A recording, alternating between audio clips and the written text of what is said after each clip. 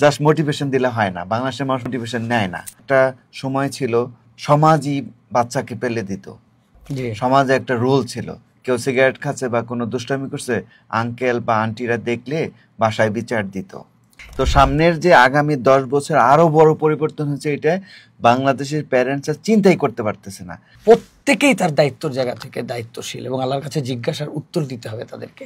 আমাদের এই যে সমাজ বিনির্মাণে বা আমাদের সন্তান গঠনে পরিবারের ভূমিকাটা এখন আপনি কেমন দেখছেন, আর আপনাদের সময় কেমন ছিল?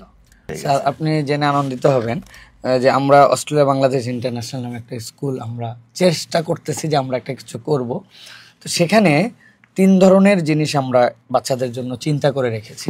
তার আমরা আশা করব যে আমরা যে স্কুলে যাচ্ছি সেখানে আমাদের প্যারেন্টসদের জন্য আপনাকে আমরা পাবো পাশে, যে উম্মা গঠনের ক্ষেত্রে আপনার যে চেতনা, আপনার যে চিন্তা, আপনার যে পরিচ্ছন্ন আগামীর জন্য যে মন লালন করেন, সেক্ষেত্রে আশা করছি যে আপনাকে আমরা পাশে পাবো ইনশাআল্লাহ।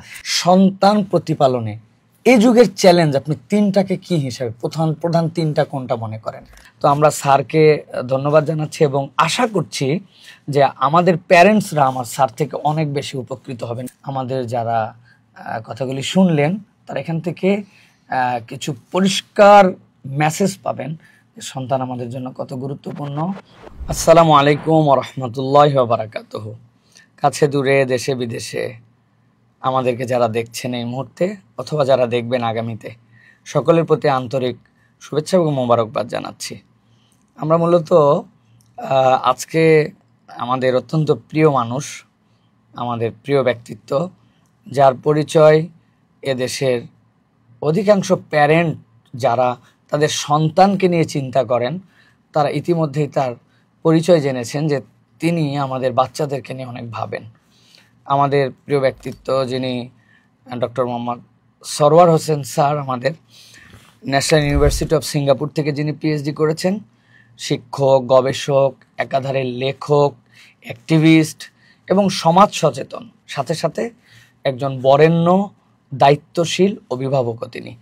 এতগুলো পরিচয়ের সাথে আরও একটা পরিচয় আছে আমাদের স্যারের, যেটা অনেকেই সেভাবে জানে না। সেটা হচ্ছে দীর্ঘ 1 যুগ সেই ন্যাশনাল ইউনিভার্সিটি অফ সিঙ্গাপুর থেকে শুরু করে বাংলাদেশে তার পথ চলাটাই হচ্ছে শিশু জনস্বাস্থ্য নিয়ে। তো স্যারকে আমরা আজকে আপনাদের সামনে নিয়ে আসছি, কিছু কথা স্যারের কাছ থেকে আজকে আমরা শুনবো ইনশাআল্লাহ। স্যার কেমন আছেন? হ্যাঁ, আলহামদুলিল্লাহ ভালো আছি। আলহামদুলিল্লাহ। স্যার, আসলে আপনি তো বাচ্চাদের জন্য, শিশুদের জন্য বই লিখেছেন, প্যারেন্টিংয়ের জন্য বিশেষ করে বই লিখেছেন। তো আমরা যে কথাটা আপনার কাছ থেকে প্রথমে শুনতে চাই স্যার, প্যারেন্টিং মানেই তো আমরা বুঝি যে অভিভাবকত্ব অথবা অভিভাবকদের যে দায়িত্বের জায়গা।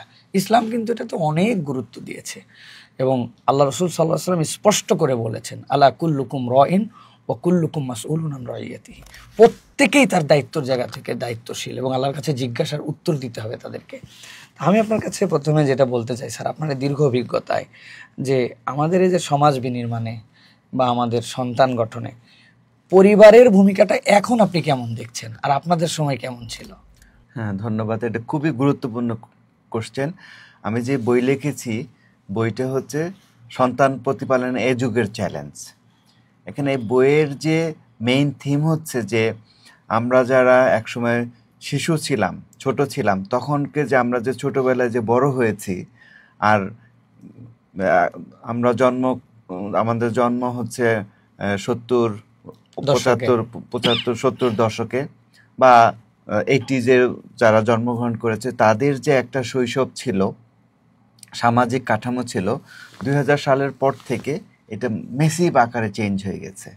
তো সেই কারণেই এখন যখন আমরা প্যারেন্টস হয়ে গেছি, আমরা চিন্তা করছি যে আমরা ছোটবেলায় যেরকম ছিলাম আমাদের সন্তানরাও এরকমই হয়তো এরকম চিন্তা করছে, কিন্তু এটা অনেক বড় একটা চিন্তার পার্থক্য হয়ে গেছে। আর এই কারণে অনেক বড় বড় চ্যালেঞ্জ তৈরি হয়েছে।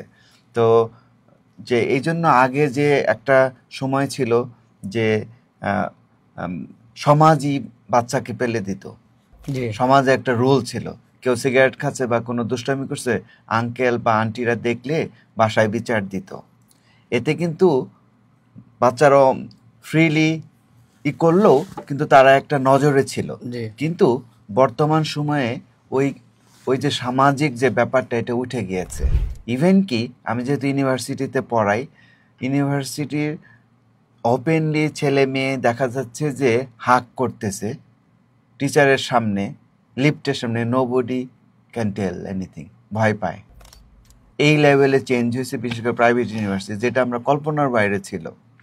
সো তার মানে আগের দিনের যে বাবা মা যত সহজে বাচ্চা লালন পালন করেছে, আমি এই জন্য আমার বইতে বলেছি যে 40% হয়তো সমাজের রোল ছিল আর 60% প্যারেন্টস। আর এখন বর্তমানে এরকম অবস্থা হয়েছে যে নিউক্লিয়াস ফ্যামিলি, তারপর বিভিন্ন চেঞ্জ হয়েছে ওয়ার্ল্ডের, তারপরে যে ওয়ার্ল্ড যেই সিস্টেমে ঢুকেছে, যে ইন্টারনেটের কারণে একটা বড় র্যাপিড চেঞ্জ হয়েছে।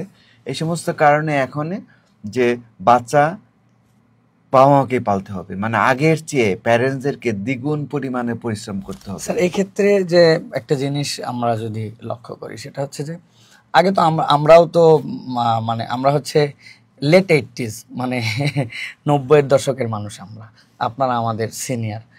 সেই সময়ের স্কুল আর এখনকার স্কুলের মধ্যে তো পার্থক্য আছে। ওই সময়ের স্কুলের মধ্যেও যে ধরনের বিষয়গুলি ছিল, এখন তো আমাদের এই জায়গাটা থেকে স্কুলের লেভেলগুলোতেও যে মানে শিক্ষক বা সব মিলাই পরিবেশ, সেটা তো নেই। তাহলে পিতামাতার এই জায়গাতে, যেই জায়গাটুকু স্কুল তাকে দিত, পিতামাতা এই জায়গাতে তাহলে কিভাবে এটাকে সমন্বয় করবেন? এখন যে পিতামাতার সমস্যা হয়ে গেছে যে যে দেখা গেল বাবা মা দুইজনই জব করে, তো যার ফলে হচ্ছে যে যেখানে সন্তানদেরকে আগের চেয়ে বেশি পরিমাণে ফোকাস করা দরকার ছিল, এখন দেখা যাচ্ছে সে কিন্তু এতিমের মতো বড় হচ্ছে। সে যদিও পিতামাতা আছে, পিতামাতা থাকার পরও বাচ্চাগুলো এতিমের মতো বড় হচ্ছে। তো এই জন্য দেখবেন যে যে একটা সময় এখন এরকম অবস্থা হয়েছে, ওয়ার্ল্ডে যে চেঞ্জ হয়েছে, যে এত বেশি স্ক্রিন, ইন্টারনেট, এই যে ওয়াইফাই আসছে, সন্তান পাশের ঘরে থেকেও নষ্ট হয়ে যেতে পারে, শয়তান সিনেই নিয়ে যেতে পারে, এবং অনেক ঘটনা ঘটতেছে। যে কিন্তু আমাদের যে আমরা যে বাবা মা হয়েছে, অনেক বাবা মা জানেই না জিনিসগুলো, এত মেসিভ চেঞ্জ হয়েছে।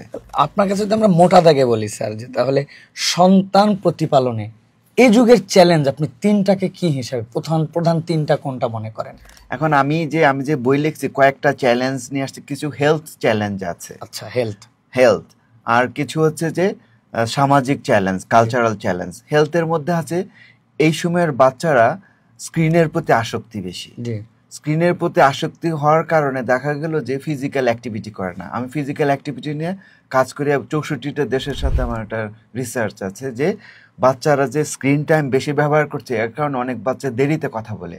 এবং আমাদের স্টাডিতেও দেখা গেছে, আমরা ঢাকায় একটা ছোট স্টাডি করছিলাম, 40% বাচ্চা হচ্ছে ডেভেলপমেন্টাল ডিলে, যে নর্মাল সময় যে কথা বলা, তারপরে তাদের ফাইন মোটর স্কিল, হাত দিয়ে ধরা, তারপর খেলাধুলা, এগুলোতে তারা অনেক ডেভেলপমেন্টাল ডিলে, তাদের প্রবলেম হচ্ছে, সময় মতো হচ্ছে না, কারণ তারা স্ক্রিনে একটা সময় কাটাচ্ছে, কিন্তু অ্যাট দ্য সেম টাইম খেলাধুলাতে আগ্রহ চলে যাচ্ছে। এই কারণে দেখা গেল যে তার ব্রেন ডেভেলপমেন্টে অনেক ইস্যুস তৈরি হয়। এটা স্বাস্থ্যের দিকে গেল, স্বাস্থ্য, হ্যাঁ।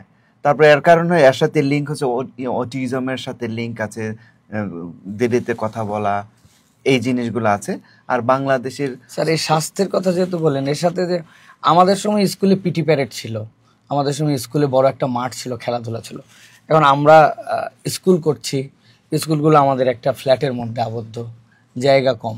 তাহলে স্কুলগুলো যেগুলা, স্কুলের এক্ষেত্রে ভূমিকা কি মনে করেন? যে এখন এই স্কুলগুলো তো একটা ইম্পর্টেন্ট জায়গা, কারণ বাচ্চারা 6 ঘন্টার মতো স্কুলে থাকে, সে একটা বড় সময়, ক্রিটিক্যাল সময়। দেখা গেলো যে বাচ্চারা বাবা মার কথা শুনে না, কিন্তু টিচারের কথা শুনে।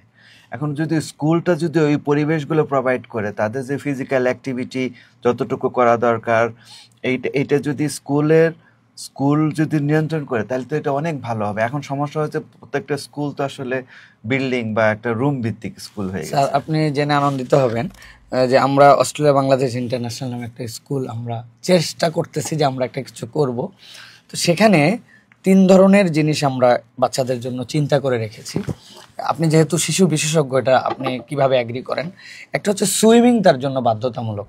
স্কুলের তো হয়তো সুইমিং পুল থাকবে না, কিন্তু কোনো একটা পুল ভাড়া নিয়ে বাই রোটেশনে প্রত্যেক বাচ্চাকে সুইমিং শিখতে হবে তার এজে। 2 নম্বর, ঘোড়দৌড়, ঘোড়ার পিঠে ওঠা। ঘোড়া অনেক ছোট সাইজ আছে, বড় সাইজ আছে। অনেকে হয়তো বলতে পারেন যে গাড়ি চালানো শেখানোই তো ভালো, ঘোড়া দৌড়। ঘোড়ার উপরে যখন কেউ ওঠে তখন ঘোড়া যতটুকু লাফায় ওই বাচ্চাটাও ততটুকু লাফায়, ওর উপর একটা ব্যালেন্স শেখে, একটা জিনিসকে সে নিজে মানে কি বলবো এটাকে সে ক্যাপচার করা শেখে, তার মধ্যে আত্মবিশ্বাস তৈরি হয়। একসাথে থেকে সুন্নাহ রাসূল সাল্লাল্লাহু আলাইহি ওয়াসাল্লাম হচ্ছে ঘোড়া সওয়ার শেখানো, সাথে তীর নিক্ষেপ করা অথবা টার্গেট নিক্ষেপ করা অথবা জুডো, এগুলো কিন্তু আমাদের স্কুলের সাথে সম্পৃক্ত করেছে। তাইকোয়ান্দো খেলতে পারে, যে তাইকোয়ান্দো। তাহলে এইটা কি আপনি মনে করেন যে প্যারেন্টিং এর ক্ষেত্রে আমাদের সহায়ক? অবশ্যই। এই ধরনের যদি স্কুল যদি এটা যদি কারিকুলামের অংশ করে ফেলে, যে তাদের ফিজিক্যালি ফিট থাকতে হবে এবং এটা তাদের স্কোরিং সিস্টেম করতে হবে, কিন্তু জাস্ট খালি যে জাস্ট ব্যায়াম ক্লাস না, এটা মার্কস দিতে হবে। জি, তো সুন্দর একটা পয়েন্ট। খুবই, মানে মার্কস না দিলে এটা কাজ করবে না, আমি এক্সপেরিমেন্ট করেছি। জি, তো মানে এইটা তুমি ভালো করলে এটার উপরে তোমার মার্কস থাকবে, একাডেমিক স্কোরিং সিস্টেম, যে এটার সাথে তার নরমাল বাংলা ইংরেজি যেরকম মার্ক, এটাতে আরো বেশি জোর দিতে হবে। এই জন্য আমি তো বইয়ে বলি যে পড়াশোনার চেয়ে ছোট বাচ্চা যারা 5 থেকে যারা স্কুল শুরু করেছে, প্রি স্কুল, ওই সময় এত ক্রিটিক্যাল, বলছে যে খেলাধুলাটাই হলো মেডিসিন, পড়াশোনা তেমন কোনো গুরুত্বপূর্ণ না। এই জন্য নেদারল্যান্ড বলেন বা বিভিন্ন দেশে ইউরোপের 7-8 বছর পর্যন্ত এরা স্কুলে যায় মাটির মধ্যে খেলাধুলা করে, মাটির মধ্যে পুরা গ্রামে যেরকম ছিল ওরকম। এবং দেখা গেল যে ওরা ABCD, আমার ফ্রেন্ড দেখলাম নেদারল্যান্ডে, তার বাচ্চা 8 ABCD শিখছে। স্যার এখানে একটা জিনিস আছে, আমাদের অভিভাবক যারা, তারা তো আমাদের বাচ্চাকে প্রতিযোগিতার মধ্যে ফেলে দেয় এবং তারা জানে না যে অনেক সময় স্কুল হয়তো শেখাচ্ছে একভাবে, তারা ওটা নিতে পারে না, তারা মনে করেন যে আরো প্রেশার, আরো কিভাবে। তো এই যে এই প্যারেন্টিংগুলি স্কুল থেকে কি মনে করেন যে উদ্যোগ নেওয়া বা তার বাচ্চাকে কিভাবে প্রতিপালন করবে, এটার ক্ষেত্রে আপনার পরামর্শ কি? হ্যাঁ, আমি তো যেহেতু এই বাচ্চাদের যে ফিজিক্যাল অ্যাক্টিভিটি বা তাদের এই নিয়ে কিছু কাজ করেছি, যে একটা হচ্ছে যে স্কুল মানে প্যারেন্ট সেন্ট্রিক স্কুল, মানে স্কুল থেকে একটা স্কুলের সিস্টেম এরকম করতে হবে যে প্যারেন্টস ইনভলভ হবে স্কুলের সাথে। এই জন্য প্যারেন্টসদেরকে কাউন্সেলিং করতে হবে স্কুলে। স্যার আমরা যদি কাউন্সেলিং না করা, এটা যদি সিস্টেমের অংশ, বাধ্য করতে হবে, তা নাহলে কিন্তু এটা হবে না। এটা আমি এক্সপেরিমেন্টে আমাদের ফেল করছে, যে জাস্ট মোটিভেশন দিলে হয় না, বাংলাদেশের মানুষ মোটিভেশন নেয় না। আর ওই যে কম্পিটিশন, প্যারেন্টসরা ভাবে কি যে মার্কস বেশি পেলে, কিন্তু সে ক্লাস 5 পর্যন্ত আসলে মার্কস বা পড়াশোনা তেমন বেশি গুরুত্বপূর্ণই না। পড়তে হবে, কিন্তু ওই যে ফার্স্ট সেকেন্ড যে ওই যে কনসেপ্টটা, ওইটা একটা ভুল কনসেপ্ট। এখন প্যারেন্টসরা জানে না খেলাধুলা করা, পর্যাপ্ত ঘুমানো আর কম স্ক্রিন দেখা, এটা হচ্ছে পড়াশোনার চেয়ে বেশি গুরুত্বপূর্ণ। এই জিনিসগুলো স্কুলকেও শিখাইতে হবে প্যারেন্টসদেরকে। মানে স্যার আমরা আশা করব যে আমরা যে স্কুলে যাচ্ছি সেখানে আমাদের প্যারেন্টসদের জন্য আপনাকে আমরা পাবো পাশে, যে উম্মা গঠনের ক্ষেত্রে আপনার যে চেতনা, আপনার যে চিন্তা, আপনার যে পরিচ্ছন্ন আগামীর জন্য যে মন লালন করেন, সেক্ষেত্রে আশা করছি যে আপনাকে আমরা পাশে পাবো ইনশাআল্লাহ। তো সামনের যে আগামী 10 বছর আরো বড় পরিবর্তন হচ্ছে, এটা বাংলাদেশের প্যারেন্টসরা চিন্তাই করতে পারতেছে না। বাংলাদেশের প্যারেন্টসরা বা বাংলাদেশের মানুষ না শর্ট সাইটেড। যেমন ধরেন আমার একটা স্টাডিতে দেখলাম, যদি বলে যে বাচ্চারা যদি খেলাধুলা মোটা হয়ে যাবে তাহলে তাদের হার্ট ডিজিজ, ডায়াবেটিস এগুলো বিশ্বাস করে না। কিন্তু একই মাকে যদি বলা হয় যে আপনার বাচ্চা যদি খেলাধুলা না করে মোটা হয় তাহলে রেজাল্ট খারাপ হবে, বিয়ে দিতে প্রবলেম হবে, তাহলে কিন্তু বাবা মারা অস্থির হয়ে যায়। চমৎকার একটা পয়েন্ট আউট করছেন স্যার। আসলে আর ওই যে আর্টিফিশিয়াল ইন্টেলিজেন্স যে আসতেছে সামনে, পড়াশোনা আসলে থাকবে না, মানে অনেক টিচারও লাগবে না তখন। যেটা ইম্পর্টেন্ট যে ইমোশনাল ইন্টেলিজেন্স, যে বাচ্চারা যে নর্মাল ভাবে বড় হবে, মানে ফিজিক্যাল ওয়ার্ল্ডে, এইটি হবে সবচেয়ে বড় চ্যালেঞ্জ। স্যার সর্বশেষ দুটো জিনিসের কথা বলবো। বাংলাদেশে অনেক ইসলামিক ইংলিশ মিডিয়াম স্কুল হচ্ছে। এখন ইংলিশ মিডিয়াম স্কুল যেগুলি আমরা দেখি, সেগুলোর সাথে ইসলামিক স্টাডিজ, তাহফিজ, প্রি হিপস এগুলো যুক্ত করা হয়, কিন্তু ক্যামব্রিজ কারিকুলাম বা অন্যান্য কারিকুলামের যে বেসিক অন্যান্য বইগুলো তো একই রকমই থাকে। তাহলে এই জায়গাতে যে আমাদের ইসলাম দেওয়া অন্যান্য নর্মাল ইংলিশ মিডিয়ামের সাথে এটা যে পার্থক্যের জায়গা, এটা আসলে কোন পয়েন্ট অফ ভিউ থেকে এগোলে আপনার ধারণা এটা আরো বেশি আমাদের জন্য এফেক্টিভ হবে? খুবই গুরুত্বপূর্ণ কোশ্চেন। আমার 2টা বাচ্চা ইংলিশ মিডিয়ামে পড়ে। আচ্ছা। তো যাই হোক, আমরা স্কুল পাইনি, এই জন্য বাধ্য হয়ে ইংলিশ মিডিয়ামে পড়িয়েছি। এখন কিছু ফান্ডামেন্টাল পার্থক্য আছে ইংলিশ মিডিয়ামে আমার দৃষ্টিতে। জি। প্রথম হচ্ছে যদি বলি স্ট্রাকচারাল, যেটা হচ্ছে ইংলিশ মিডিয়াম স্কুল অনেক হচ্ছে বাংলাদেশে, কিন্তু পর্যাপ্ত টিচার নাই। ছোট ক্লাস পর্যন্ত টিচার আছে, ক্লাস 5 পর্যন্ত, তারপরে পর্যাপ্ত টিচার নেই, এবং টিচাররা বেশি দিন স্কুলে থাকে না, মানে সুইচ করে। এবং একটা বাচ্চা যখন টিচারের সাথে সম্পর্ক হয়, যখন টিচার চলে যায়, বাচ্চারা খুব কান্নাকাটি করে। আমার বাচ্চা অনেক কান্নাকাটি করেছে টিচারের জন্য। হ্যাঁ, টিচারের জন্য। কারণ হচ্ছে স্কুলও দেখা গেল যে টিচারদেরকে পর্যাপ্ত বেতন বা ওই সুযোগ সুবিধা দেয় না। এটা একটা গুরুত্বপূর্ণ কোশ্চেন, এজন্য টিচার ডেভেলপ করে না। এক। সেকেন্ড হচ্ছে ইংলিশ মিডিয়ামের পড়াশোনা যেহেতু ইংলিশ, তারা চিন্তা চেতনায় ইংরেজি কালচার, ইংরেজি ল্যাঙ্গুয়েজের সাথে ওইটার সাথে তাদের প্রবণতাটা বেড়ে যায়। এজন্য দেখা গেল যে ইংলিশ মুভি, ইংলিশ যত কালচারাল জিনিসগুলো, তাদের মধ্যে এটা ঝুঁকি আছে। তো এখন যেই জিনিসটা হচ্ছে, আপনারা জানেন বর্তমান সমাজে অনেক ধরনের প্রবলেম আসছে, যে এর মধ্যে ধরুন বড় চ্যালেঞ্জ হচ্ছে LGBTQ। এটা হচ্ছে একটা গ্লোবাল সিস্টেমের অংশ হয়ে গেছে। এখন দেখা গেল যে প্রত্যেকটা ইংলিশ মিডিয়াম স্কুলে যে ওই শব্দগুলো আছে। ইভেন কি আমি আমার যে বাচ্চা যে স্কুলে পড়ে, সেই স্কুলের বায়োলজি বই বা বিভিন্ন বই দেখে আমি সারপ্রাইজড হয়ে গেলাম, যে দেখলাম যে ওইখানে এরকম শব্দ আছে, ওগুলো পড়াচ্ছে। ইভেন কি কি ড্রাগ এডিক্টেড হইতে পারে, ওই ড্রাগের নামগুলো দেওয়া আছে, কিন্তু বাচ্চাদের কিন্তু ওগুলো দেওয়ার দরকার নাই, মানে ওগুলো শব্দই শোনানো যাবে না। তার মধ্যে কিউরিয়াসিটি, আর ইজিলি তারা এখন এআই দিয়ে সার্চ করে। আগে তো গুগল সার্চ করতো, তো যার ফলে তাদের মধ্যে একটা কিউরিয়াসিটি গ্রো করতেছে। তো সেই জন্য আমার পরামর্শ থাকবে যে, যেহেতু এবং আমি দেখছি যে ইংলিশ মিডিয়াম স্টুডেন্টদের মধ্যে, বিশেষ করে উঠতি বয়সে, তাদের মধ্যে LGBT যে ব্যাপারটা ওয়ার্ল্ডের যে একটা বড় ইস্যু, এটার প্রতি সমর্থন হয়ে যাচ্ছে। ইভেন কি ইসলামিক ইংলিশ মিডিয়াম স্কুলে পড়লো। এই জন্য টিচারদের সতর্ক থাকতে হবে, এবং বইয়ের মধ্যে কি আছে এই জিনিসগুলোই করতে হবে। আরেকটা যেটা গুড থিং হচ্ছে, যেহেতু আমার বাচ্চা ইসলামিক স্কুলে পড়ে, যে ফিজিক্স, কেমিস্ট্রি, বায়োলজি যেগুলো পড়ে, এগুলো সব কিছু ইসলামের সাথে লিঙ্ক করে। এবং যে কোনো অ্যাসাইনমেন্ট ধরেন, বা যে কোনো সায়েন্স ফেয়ার হচ্ছে, সব কিছু কোরআন, হাদিস বা তাকে ওর সাথে লিঙ্ক করে, যার কারণে তার যে চিন্তা চেতনা মানে ডেভেলপ করে, তার ইসলামমুখী হয়। জি স্যার, আপনার সাথে সমন্বয় করে আমার অভিভাবকদেরকে বলতে চাই, ল্যাঙ্গুয়েজ সংস্কৃতি নিয়ে আসে। এটা কিন্তু খুব গুরুত্বপূর্ণ একটা জায়গা। একটা ভাষা একটা সংস্কৃতিকে টেনে নিয়ে চলে আসে। আর আমরা আমাদের ভাষায় বলি, যেটাকে সলভ করব কিভাবে। একটা বইয়ের থেকে একজন শিক্ষক অনেক গুরুত্বপূর্ণ অনেক ক্ষেত্রে। যেই ভাষা দিয়ে যে বই লেখা হয়েছে, ওই শিক্ষক যখন এলাবোরেট করবেন তার মতো করে। সুতরাং শিক্ষা প্রতিষ্ঠান, শিক্ষক, পরিবেশ খুবই গুরুত্বপূর্ণ। তো আমরা স্যারকে ধন্যবাদ জানাচ্ছি, এবং আশা করছি যে আমাদের প্যারেন্টসরা আমার স্যার থেকে অনেক বেশি উপকৃত হবেন। কেননা আমরা প্রত্যেক সপ্তাহে, এবং স্যার যেটা বলেছেন, নতুন একটা থিম আমরা পেয়েছি, যে প্যারেন্টসদের ক্ষেত্রে আমরা মার্কিং এর মধ্যে নিয়ে আসতে হবে। কেননা তাকে খালি ওয়াচ করে দিলাম আর তিনি কিছু শিখলেন না, এরকম না। এটা একটা কোর্সের মতো তার জন্য থাকবে। আর স্যারের পরামর্শ যেটা, যে সহশিক্ষা কার্যক্রম যেগুলো, এগুলো কেবল বাধ্যতামূলক নয়, এটা মার্কিং এর আওতায় নিয়ে আসতে হবে। সাথে সাথে আমাদের সন্তানদেরকে গড়ে তোলার জন্য প্যারেন্টিংটা অত্যন্ত গুরুত্বপূর্ণ। বাপ মা জানেই না কোন জায়গায় বকতে হবে, কোন জায়গায় বকতে হবে না, কোন জায়গায় সবর করতে হবে, কোন জায়গায় শাসন করতে হবে, আমরা কিছুই জানি না। আমরা শুধুমাত্র মনে করতেছি বাবা মা হয়ে গেছি, আমার দায়িত্ব শেষ। তো ইনশাল্লাহ আমরা আমাদের স্কুল থেকে প্যারেন্টিংয়ের ক্ষেত্রে উদ্যোগ নেব, এবং স্যারকে আমরা আশা করছি পাশে পাবো।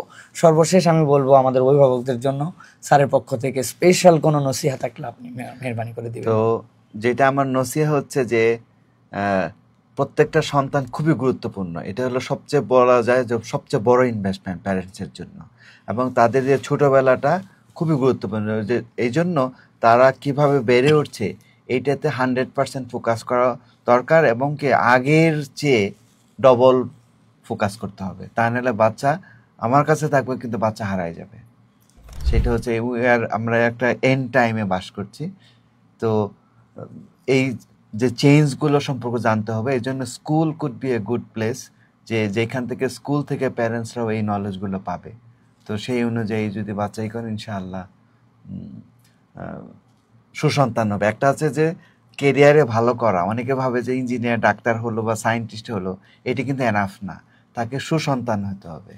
সে ইঞ্জিনিয়ার হলেও সে সুসন্তান, বাবা মাকে টেক কেয়ার করবে, সমাজের প্রতি যে দায়িত্বশীল হবে, বয়স্ক মানুষকে সেবা করবে, কমিউনিটি যে সার্ভিস, এই জিনিসগুলো যদি তার মধ্যে চলে আসে তাহলে সে একজন সুনাগরিক হবে এবং সে দুনিয়া এবং আখিরাতে কামিয়াব হবে। বারাকাল্লাহু ফিকুম। আজকের এই চমৎকার পর্বে আমাদের শ্রদ্ধেয় স্যার ডক্টর সরওয়ার হোসেনকে আমরা আবারও মোবারকবাদ জানাচ্ছি। আশা করি আমাদের যারা কথাগুলি শুনলেন তারা এখান থেকে কিছু পরিষ্কার মেসেজ পাবেন যে সন্তান আমাদের জন্য কত গুরুত্বপূর্ণ এবং নিজেরাই সন্তান প্রতিপালনের জন্য প্রিপেয়ার্ড হওয়া কতটুকু গুরুত্বপূর্ণ। আল্লাহ রাব্বুল আলামিন আমাদের সন্তানগুলোকে মানুষের মতো মানুষ বানান এবং এই উম্মাহকে, এই সন্তানগুলোকে দিয়ে আবার তার হারানো গৌরবকে পুনরুজ্জীবিত করার মতো তৌফিক দান করুন। আবারও দেখা হবে, কথা হবে। ওমা তৌফিক ইল্লা বিল্লাহ। আসসালামু আলাইকুম ওয়া রাহমাতুল্লাহি ওয়া বারাকাতুহু।